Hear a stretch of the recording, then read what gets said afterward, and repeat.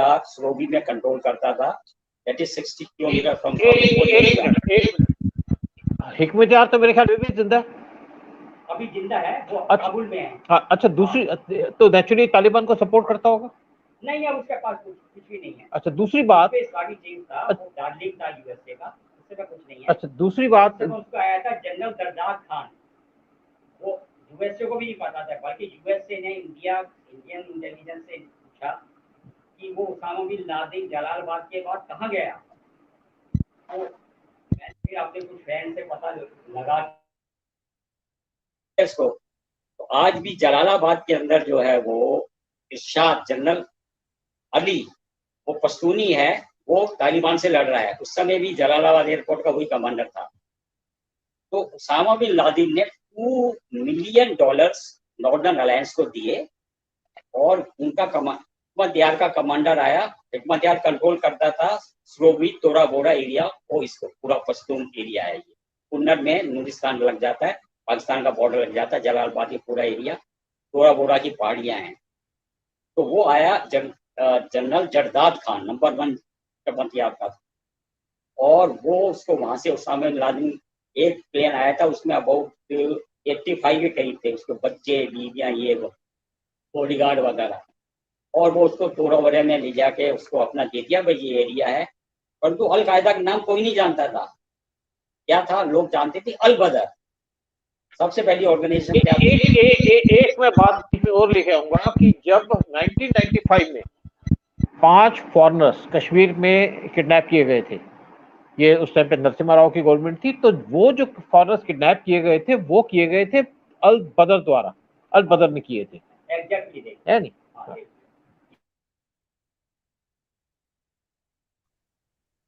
जब पता लगाया कि भाई वो लगाया, तो जैसे उसको पता, वो आंखें पट्टी बंद करके लाते थे इस्लामाबाद से जलालाबाद, दरिया को क्रॉस करते थे। वहां पे 2 रिवर मिलती हैं जलालाबाद के अंदर जो है, और काबुल रिवर जो काबुल से आ रही है, और एक दूसरी रिवर है हेलमंड, सॉरी एक दूसरी रिवर है, वो कुन्नर से निकलती है, वो पामीर रेंज से निकलती है। तो वो वहां से आंखों में पट्टी बांध देते थे उनको, और पहाड़ियों पे चढ़ा के ले जाते। उनको ये नहीं पता लगता था कि वो कहाँ गए। जो बाहर से आ रहे ना, जो बाहर से लड़ा के आते थे, सीरिया से, इराक से, यमन से, सऊदी अरेबिया से, मतलब जो या पाकिस्तान से, यमन से, तो वो उनको लड़ाकों को वो वहाँ इजिप्ट से वहां ले जाते थे आंखों में पट्टी बंद करके, और ये पता लगता था कि हम कहाँ पे आ गए हैं, और फिर उनको जो है वो ट्रेनिंग वगैरह देके करते थे। अच्छा, दूसरी बात मैं एक और करूंगा कि जहां तक हम बात करते हैं अल बदर की, अब पीछे जब हमारा नेचुरली बात है चाइना से स्टैंड ऑफ भी चल रहा था, यह सब कुछ है, तो चाइना ने उस टाइम पे कोशिश की थी अल बदर को दोबारा रीएक्टिवेट करने की पीओके के अंदर, कश्मीर के अंदर, कि ताकि इंडिया के कश्मीर के अंदर उनसे हम टेररिज्म कराएं। मुझे नहीं लगता कि शायद चाइना उस पर काफी कोई सक्सेसफुल हो पाया कि नहीं, लेकिन एक ये बात जरूर है कि चाइना चाहता था कि जो अल बदर को करके, जो कि पाकिस्तान के जो मिलिटेंट टोलक हैं, HUM है या बाकी दूसरे ग्रुप्स हैं, तो वो अल बदर के जो है ना ऑर्गेनाइजेशन खड़ी करके कश्मीर में मिलिटेंसी करने की कोशिश की। खैर, मुझे लगता है कि शायद चाइना इसमें सक्सेसफुल नहीं हो पाया। मैं एक क्वेश्चन पूछती सर से। सर ये बताइए कि जी जी हाँ, अब बोलिए आप। नहीं, खाली मुझे इतना कहना था कि जो बॉर्डर है इंडिया पाकिस्तान का, उसको तो पाकिस्तान की आर्मी और ISI कंट्रोल करती है ना। जब वहां से गाइड के थ्रू कोई भी टेररिस्ट निकलेगा, गाइड, क्योंकि टेररिस्ट ऐसा तो नहीं है कि बॉर्डर क्रॉस किया वो कहाँ जाना है उसको, तो गाइड होते हैं। क्योंकि यहाँ पे कश्मीर वैली में पॉपुलेशन सारी जो है वो मुस्लिम है, तो वो कोई नहीं है। गाइड कैसे है कि जहाँ वो पॉपुलेशन में मर्ज कर सके। कितना भी हम आर्मी रखेंगे, वो पूरा बॉर्डर मैंने देखा हुआ है A to Z जो है, और तो वो नदी है, नाले हैं, पहाड़ियाँ हैं कश्मीर के अंदर। तो आपने अगर 500 मीटर में भी रखा है, तो रात के टाइम पे क्या है कि वो नाले से करके वो निकल जाएंगे, 4 आदमी लेके गाइड निकल जाएगा। अब जो, और अगर बात एम्बुश में आ गया, या तो पीछे को भाग जाएगा, या मर गया तो मर गया, कोई बात नहीं है, वो उनका कॉन्टैक्ट होता ही है। वो 3 महीने का है, आगे 6 महीने का है। 3 महीने में कोई एक्शन नहीं किया तो बोलेंगे भाई एक्शन करो। तो इस तरह से, क्योंकि जब काबुल में मैं था तो हमें कहीं मिले, अरे साहब मैं भी 3 महीने लगा के आपके कश्मीर में आया हूँ, और मैंने अभी जो है $5,000 कमा लिए हैं। तो हमने कहा हमारे साथ भी करोगे? कहता हाँ, आपके साथ भी कर लेंगे, आपको कराना है तो ये मैं आपको मतलब पर्सनल एक्सपीरियंस बता रहा हूँ। तो वो क्योंकि उनको लड़ने का शौक है। वो अलेक्जेंडर के टाइम, अलेक्जेंडर भी वापसी में इसीलिए नूरिस्तान से होकर गया था। जो ग्रीक हिस्टोरियंस को आप पढ़ेंगे तो अलेक्जेंडर का वो ये ट्राइब्स अटैक करते थे, राशन छीन के ले जाते थे, 200-400 अलेक्जेंडर के सिपाहियों को मार जाते थे। तो अलेक्जेंडर ने कहा मैं वापस जो है आमू दरिया से वहां से वापस नहीं जाऊंगा, मैं ऊंची पहाड़ियों से चला जाऊंगा हिंदू कुश रेंज से। तो उसमें नूरिस्तान के अंदर कुछ ग्रीस भी रह गए, कई हजार, जो कहलाते हैं नूरिस्तानी। और वो कुछ उनकी जो नूरिस्तानी लैंग्वेज है उनमें ग्रीक लैंग्वेज के भी वर्ड काफी आते हैं, और उनकी शक्ल भी वो ग्रीस के साथ मिलती है, क्योंकि वो घायल हो गए तो वो वहीं पड़े रह गए जो है।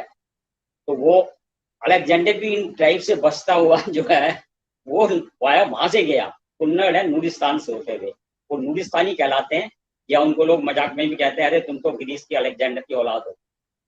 ये काबुल में लोग मजाक भी करते थे। जैसे कि मुझे कहना तो नहीं चाहिए, अहमद साहब दाली जो यहाँ से मराठों को पकड़ के ले गया था, तो क्योंकि मराठों का छोटा कद होता है और कलर थोड़ा वो होता है, तो वो उनको क्या बोलते थे, नीम मर्द। नीम मतलब आधा, नीम हकीम खतरे जान मतलब आधा आधा मर्द। वैसे आपको मैं बात कहूँ, जब अब्दाली के साथ लड़ने के लिए जब मराठे आए थे, मराठे आए पूरा यहाँ से दिल्ली को सपोर्ट करने के लिए। मराठे जो है बहुत बड़ा लश्कर लेके आए, साथ में अपने साथ ये 60-70 हजार अपनी औरतें को ले आए। औरतों को ले आए कि यहाँ पे चलो तुम्हारे को हम लड़ने जा रहे हैं, हम तुम्हारे को दर्शन कराएंगे वहां पे कुरुक्षेत्र के। और यहाँ से कुरुक्षेत्र चले गए। कुरुक्षेत्र में रास्ते में जब थे तो वहां पे यमुना उस टाइम पे काफी उफान पे थी। तो इनको था कि अब्दाली जो है यमुना के उस तरफ था, इस तरफ नहीं आएगा, लेकिन अब्दाली ने उस तरफ से इस तरफ पे आ गया। तो काफी उनके घोड़े भी मारे गए। लेकिन अब क्या से कराया उसने, मैं बताता हूँ, क्योंकि मैंने वो एरिया देखा हुआ है, मतलब हम उस एरिया से हैं। जो है दिल्ली के अंदर एक गांव है पल्ला, और वहां से जमुना निकलती है। तो वहां पे क्या है कि बाई चांस जमुना जो है वो ऊपर आ जाती है, क्योंकि मैंने कुछ शादियां भी बचपन में अटेंड की हैं कि इस साइड से वो बैलगाड़ियों में रथ में बैठ के वहां से वो निकल जाते थे। तो वहां पे क्या है कि पैसा पैसा में सब कुछ चलता है। पैसा देके उन्होंने अब्दाली को कहा कि जो है एक जगह है जहां से हम आपकी पूरी फौज को इधर निकाल देंगे। तो जो है तो मराठे फिर बच के नहीं जा सकते, क्योंकि मराठे वापस जाना चाहते थे। लेडीज तो जाटों ने जो है, एक तो इन्होंने 40,000 जाटों के साथ सूरजमल आया था। सूरजमल ने कहा मुझे आगरे का फोर्ट दे दो। मराठाओं ने कहा अरे क्या तुम्हारी इतनी बड़ी औकात है कि तुम आगरे का फोर्ट हमसे लोगे? तो वो वापस चला गया 40,000 जाटों को लेकर। वो भी एक बहुत बड़ा रीजन था। तो वहां पे पैसा देकर जो है पल्ला गांव से जो है, जो मैंने खुद कहा कि मैं खुद बारातों में गया हूँ, बागपत जो है इधर गांव पल्ला है, हमारी रिश्तेदारी है वहाँ पे। तो बचपन में जाता था मामा जी गांव में, और बैलगाड़ी में उनमें जाके चले जाते थे। वो वहां से कराया वो, अदरवाइज वो क्रॉस नहीं कर सकता था, क्योंकि अभी तो बड़े काफी बांध बांध दिए गए हैं। आप जीटी रोड के ऊपर इतना पानी आ जाता था कि वहाँ कोई उस अगर आगे पहले तो पंजाब ही था ना, हरियाणा नहीं था। तो आप ये देखिए कि रोहतक रोड और उधर से होते हुए लोग फिर पंजाब जाते थे, इतना पानी आ जाता था। तो अहमद शाह अब्दाली ने इस तरह से क्रॉस किया, और फिर उन्होंने गलती की, जनवरी में उसने अटैक किया। 22 कौन सी जनवरी है वो आप गूगल में देख लेना। मराठों ने कभी इतनी सर्दी देखी नहीं थी, उनका कपड़े भी नहीं थे। तो वो तो ठंड के मारे लड़ना तो कहाँ लड़ पाए वो जो है ठंड के मारे जो है लड़ाके तो हैं थे बड़ी जबरदस्त। दूसरी एक और बात थी कि ठीक है मराठे अपने बड़े चुस्त थे, सब कुछ थे, लेकिन जहां तक आप बात करते हैं कि मराठों की बात करें तो मराठे आप देखिए कि उनकी हाइट भी कम, 5-5.5 फुट की नॉर्मली हाइट चलती थी। और आप अफगानियों को देखें तो 6.5 फुट से ऊपर थे सारे उस टाइम पे। और क्या बोलते हैं कि मेरी किसी अपने कुलीग से बात हो रही थी उस टाइम पे, मराठा है या महाराष्ट्र का, उसने कहा भाई मराठों के जो है 2 फुट के हाथ और 2 फुट की तलवार। जहां तक अब्दाली के बात हो, उनके 3 फुट के हाथ और 3-3 फुट की तलवार, तो उनके रीच में नहीं। कि मराठों का मेन जो शिवाजी के टाइम भी जो लड़ाई होती थी वो उनका गुरीला वारफेयर होता है नहीं। तो ये उनकी एक बड़ी भारी गलती थी। और इसके बाद जितने भी ये आकर के, क्योंकि इनका तो एक सिस्टम रहा है, ये जो मराठों की कुछ तो अपने बच के चले गए, कुछ अपनी लेडीज को बचा के चले गए, बाकी ये लेके चले गए अपने अब्दाली के साथ। और वो लोग, अभी कुछ लोग बात करते हैं कि ये लोग मिलते हैं तुर्कमेनिस्तान और रशियन रिपब्लिक के अंदर। नहीं, मेरा खुद जो इलेक्ट्रीशियन था वो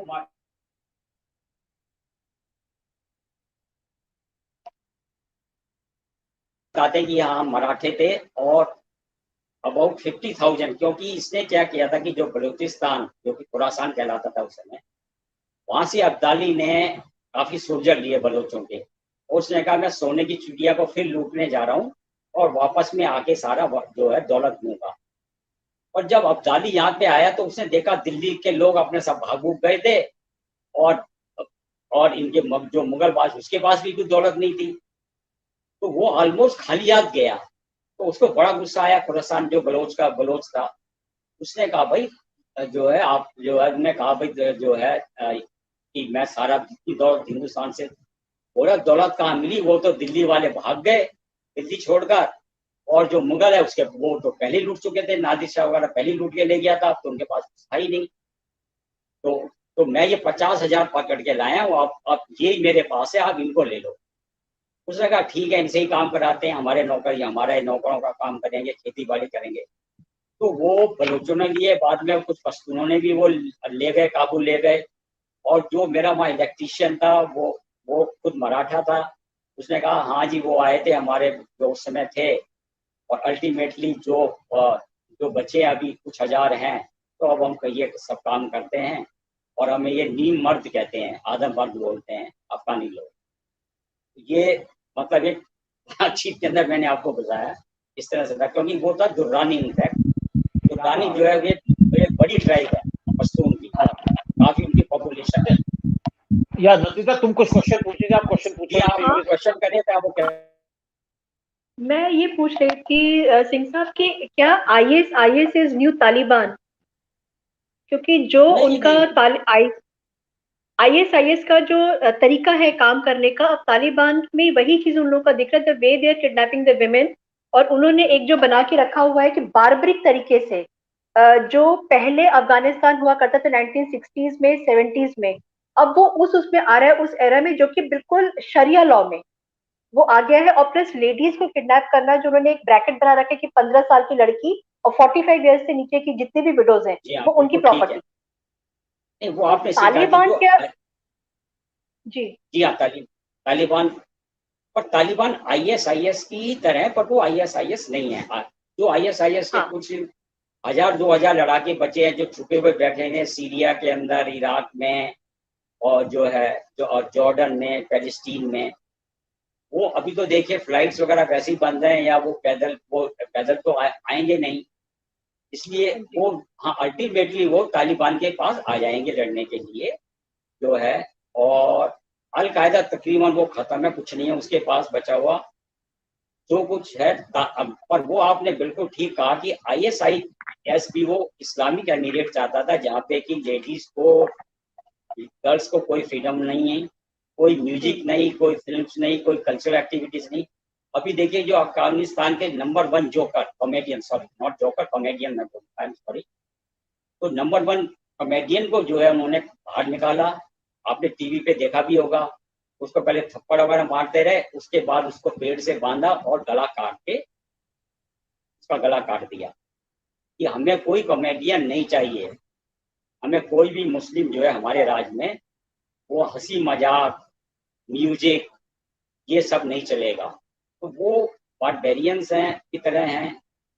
और हम उसमें क्या कर सकते हैं, उसके अंदर देखिए ये है कि जब उसके पीठ पे आ गया चाइना, चाइना किसी भी हालत के अंदर जो है, जो अभी चाइना वहां के एक्सप्लॉइट करेगा, आएगा। अब तो क्या है कि ईरान क्या चाहता है, अगर ईरान हमें ये अलाउ करता है कि हम चाहबार पोर्ट से उनको एमुनेशन पहुंचाएं, तो थोड़ा टाइम वो कुछ और खींचेंगे, कम से कम 1 साल तो वो लड़ लेंगे ताजी।